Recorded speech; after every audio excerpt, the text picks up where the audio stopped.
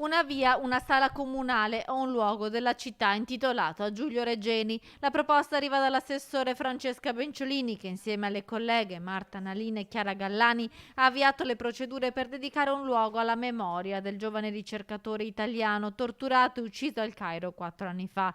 Solitamente l'iter di titolazione di una via è piuttosto lungo e forse è più facile che nei prossimi mesi si possa pensare ad un parco per il ragazzo che ancora attende sia fatta giustizia. Credo che l'idea di intitolare a Giulio Regeni un luogo sia un'idea molto interessante, importante, ancora una volta per mettere lì un luogo della memoria. E abbiamo un debito nei confronti di questa persona, ma anche di tante altre che nelle carceri egiziane ancora sono presenti o che sono passate da lì, anche con esiti purtroppo molto pesanti sulla loro vita.